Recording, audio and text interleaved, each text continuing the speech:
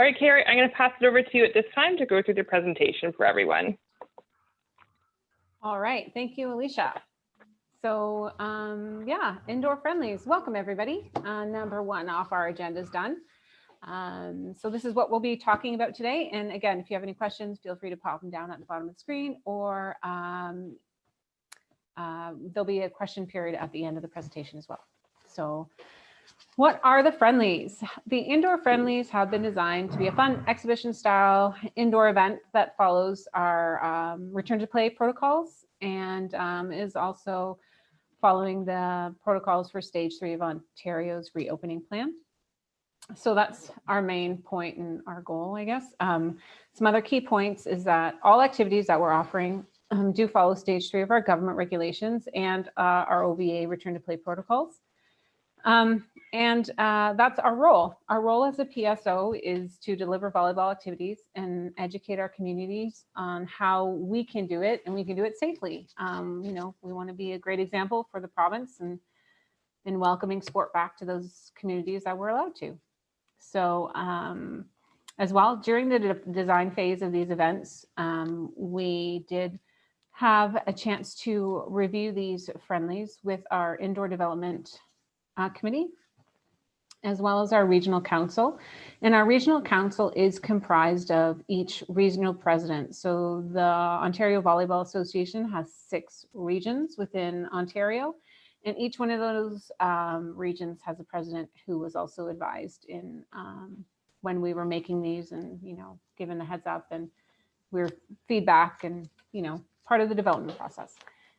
It should be important to know that these are Friendlies, so we will have no ranking points or standings from these events. They're just a chance to get out and play and compete and have fun. And as long as it's safe to do so, and we are working in government regulations, we'll be looking to add events to the calendar as we're able to secure more venues. So we all know venues are a bit hard to find right now. So, you know, without being a part of the crunch, we want to find some stuff and offer it out to everybody. So some important event details. Number one, cost, $400 plus tax. As usual, all our events are plus HST. And Friendlies are for individuals in the stage 3 of Ontario's reopening plan only right now. And that's new, but important, and mandate from the board. And we also recommend that your team does not participate in any other outside club scrimmages 14 days prior to the date of an indoor friendly. Aim for 14 days, obviously. Then this goes with our washout periods, which is a part of our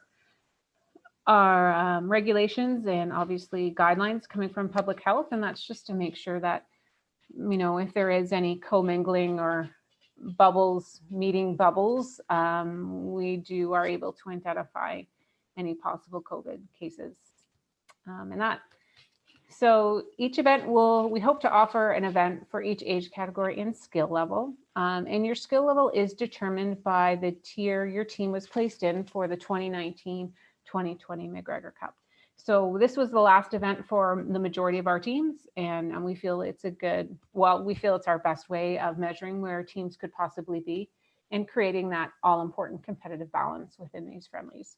Again, nobody wants to show up and get beat up, and it's no fun beating somebody up. So we want to just make sure everybody's having fun and playing hard. So masks must be worn at all times during this competition.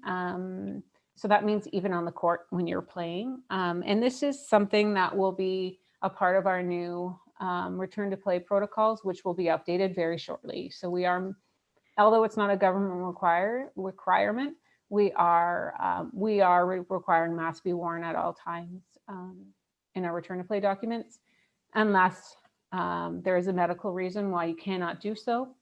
And if that happens at one of our Friendlies, we'll have you an opportunity to, an opportunity to let us know in your daily health screening questionnaire that it was required to participate. And unfortunately, no spectators are allowed. We are at our almost at our maximum with allowing 15 persons a part of a team. And obviously we have to keep that number under 50. So hold on, mom and dad. Soon enough, we'll be able to come in and watch our kids, but just not right now. And just adding on to that, each team will be limited to 15 people with a maximum of 1 head coach, 1 assistant coach, and 1 chaperone/team staff. One of those roles must be filled by a person of the same gender, and that's just keeping in line with our safe sport protocols and coaching regulations, like rule of 2, all that fun stuff. So more important details about the event. So unfortunately, we have to leave mom and dad's macaroni salad at home. We won't have any buffets or any lunch stations or anything like that. We are permitted to bring bag snacks. You are going to be there for about probably 3.5 to 4 hours with your check-in and exit times. So by all means, bring a protein bar, bring your apple, bring your banana. However, we're not allowing any type of outside food buffets, etc. And depending on the facility regulations as well, water filling stations may not be available. So make sure you bring your big jug of water. That has to come with you. Teams are required to check in prior to entering the gym. There will be no individual check-in. So you are not, we're not letting people in one at a time. We do have a check-in times outlined on our schedule, which we'll go over in the slide as well. We're just trying to keep everybody together as possible and limit movement within the building and make sure we can account for everybody at the same time. And change rooms probably will not be open as well. So we're asking everybody to come dressed and ready to play. Just throw your sweats on over top of your uniform and yeah, there you go, ready to go. It should also be mentioned that we do have a soft uniform rule for these friendlies as well. We know administratively that uniforms may be an issue for some clubs and we don't want to create any barriers to participating in these. So soft uniform rule will apply for these November and December friendlies right now. So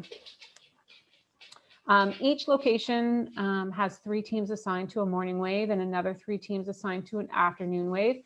And there's an 8:30 check-in time for the morning and 1:30 for the afternoon. Teams will be playing 2 straight sets to maintain the schedule. We are going to put in a cap at 29. There's lots of little things happening in that schedule, and we just want to make sure that there is enough time to complete it all. And if you're not scheduled to play, we have an open court for you to practice on and train and use. Stay warm. So that's also built into the schedule. So you'll see that if you are on not playing, then you'll be assigned to the training court. OVA referees will be assigned and teams will be required to provide a lines person and a score chart flipper. We will not be keeping score, but we will ask 1 team personnel to be sitting there flipping. If it's an athlete, we can swap them out during the game. No problem. So, but it has to be somebody from your team. Look at that, our schedule. So here's an outline of our schedule for everybody. You'll note the check-in times and small instructions that are on the schedule. And then exit times. There is 1 hour per round. We know that it's not going to take 1 hour to play 2 sets, considering there is a cap. But we need that time to clean and make sure we are managing traffic flow throughout the building and limiting people's contact and physical distancing and all that lovely stuff. This is posted on the website. All this information will be posted or is posted on the website under our Indoor Friendlies, under competitions. So you can find it there too. Okay, registration, wait list registration. So as soon as you sign up, you're going to be signing up on a wait list. This won't be any charge to be on the wait list. It just shows us that you want to play, that you are going to play if you get selected. So, and then when the deadline comes around, we actually have one tonight at 11:59 p.m. So first thing on Tuesday morning, Mark, Caitlin, and myself will be placing any team who's interested in playing into a lottery. And that lottery, we will randomly select 3 teams. These teams will be contacted in the morning, and they will have until 12:30 to confirm their interest in playing. So, which is super important. Obviously, if you need to talk to somebody before you're 100%, please just let Caitlin and Mark know, keep them in the loop. Communication is super important when we are trying to get these things up and running. So you should be, so monitor your email. That'd be great. If your 12:30 runs around, you're like, oh, they did the draw, or oh, I have to do this, or what have you. Just monitor your email that morning so you know what's going on. And if you say, yes, let's play, then you will be asked to register and pay your entry fee in MRS by the following morning. And then we will start sending you information. So we send you specific information of what you need to know and what you need to do to be prepared to come to a friendly. So that's great. Thank you. So some COVID-19 protocols. So we are following our return to play protocols. We've done our risk mitigation and checklists for all our locations. We have cleaning protocols and we have shared them with the facility. We do have communication plans created if anything were to pop up that we really need to communicate to you. Contact tracing information, that's all kind of important. That's been created. We do have an on-site safety plan, and that goes with, that's everything from asking you to stay on your court, check-in times, ushering people in and out. So that's all a part of our on-site safety plan, and that will be given to you in your information document. So this is quite a big document that you will be receiving if you get into a friendly. It's all great information. So we ask that you kind of just take time and go through it. And if you have any questions, let us know. But it's important that everybody reads that if you're going to a friendly, and so you know what to expect. We do have a COVID officer on site. It'll either be a hired officer or an OVA staff. They will be doing everything that you think they would do. So we are asking everybody to do their daily health screening questionnaires. They'll be checking all of those on site. They'll be taking temperatures, cleaning between matches, maintaining the schedule, making sure our facility is being respected, managing any on-site issues, and also working with public health units for anything that might pop up that we need to make sure we control. So again, similar to our beach friendlies, everybody who's at the event will be required to fill out a daily health screening questionnaire. This is done on FormStack. Super easy. It can be done on your phone. It can be done in line while you're waiting to get checked in. It could be done in the car. It could be super easy. Just go in and make sure that you're healthy enough to come in, and then we'll let you in. But that has to be done before we let you into the facility. So make sure it's done. Links are available on your info sheet as well. So, and those links are not made live until 12:01 the day of the competition, 12:01 in the morning on the day of the competition. And we will be doing temperature checks before you enter the facility. So we do have a no touch thermometer, and we'll just be beeping everybody by and letting them in, making sure that everybody is cool as a cucumber. So, and again, all participants must wear masks at all times, and this is during games unless you have a medical reason, which you're going to tell us about in the daily health screening form, right? Okay. Protocols that were going to happen during the game, so we are keeping COVID away. So obviously, there is no deliberate physical contact permitted. High fives, hugs, helping somebody up off the floor, things like that is all deliberate physical contact, and it's the best part of the game, and we're not allowed to do it. Well, it's not the best part of the game. It's a fun social part of the game, but unfortunately, we have to make sure that we're not touching when we shouldn't be touching, and just maintaining that physical distancing when at all possible. There'll be a modified coin toss. So you can't choose the side, but you can choose serve. And warm-up time will be only given for the first round of the day. So, and each team will be warming up on a separate court. We do have that training court available. So we're hoping you're using that and you're going to come onto the game court ready to play. Modified substitution. So that just means we have to take our time with substitutions. There's no close passing by of athletes. Everybody's going to be physical distancing. We will be putting X's on the floor where we're asking athletes to stand during a substitution, and one at a time. So we have to make sure one substitution is taken care of and everybody's on their spot before we commence another substitution.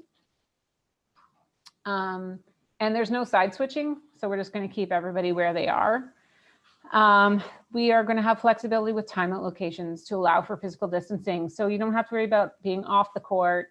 You just need to worry about not being close to the person beside you. So just make sure that you're maintaining that physical distancing. And no handshakes. We're just going to ask teams to line up at the baseline and give your opponent a clap. Obvious reasons. Captains are not permitted to walk off the court and talk to a referee. They need to approach the referee from the court, walking up the sideline, again, 6 feet away. Yes, so that's all the rule modifications that will probably be readily used for the friendlies. However, we do have a whole bunch of them right there at that link. So please read them, know them. It's probably going to be a part of the game moving forward. So the more you know them, the better your experience is going to be, really. All right, in closing, I feel like I talked really fast. I know that's a lot of information, everybody. Again, if you have any questions, we're going to, at the end of this, we're going to have a chance to chat and answer anything you have. Also, shout out to Caitlin and Alicia for tackling those questions as they come in. Thanks, ladies. You're the best. So yeah, in closing, we just want to let everybody know that this decision was made using best practices and using our advisors, which is a bunch of people, includes within the sport world, the legal world, insurance world, and health experts. The safe and well-being of our athletes is our #1 priority. And we want to make sure that we are,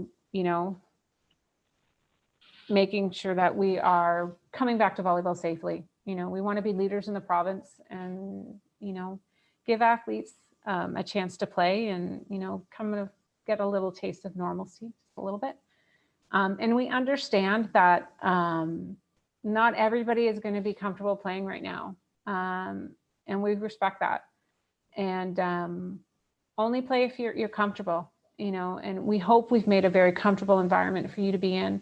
And we're doing the best to keep everybody safe and to, play volleyball again. So, yeah, guess we'll move on to questions. Perfect. Thanks, Carrie. That's awesome. Lots of information there. It's a bit overwhelming. So if anyone has questions, I see Carrie Lynn's actually answered the few questions that we've had. There's not been very many, but if you think of anything after this call, don't hesitate to reach out, phone call, email any of these competition staff, so you can get, some more information out to you if required.